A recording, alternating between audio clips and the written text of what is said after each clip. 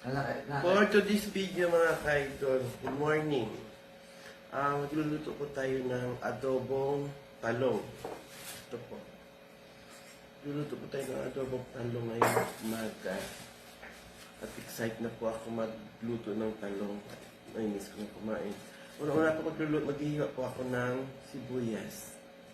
Sibuyas at saka sasama ko na din ang sili. Saka bawang.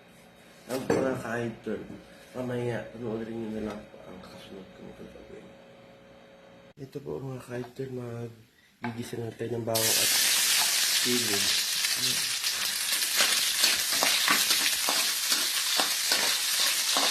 Ito na. Pagkatapos po mga ka-idol, mag-gisa na ako ng sibuyas.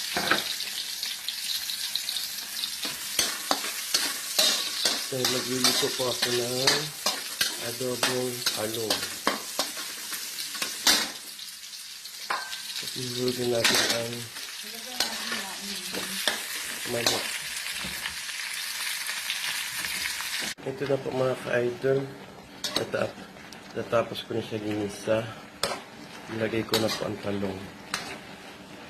Ito. Nilagay ko na po ang talong para ready to adobo.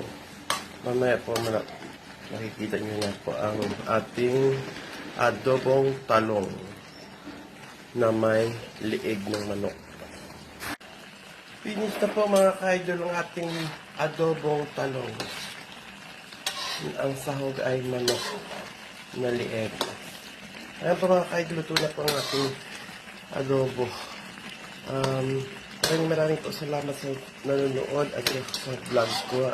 And huwag niyo kalimutan po mag-follow sa aking vlog, like and share in my YouTube channel. Thank you po.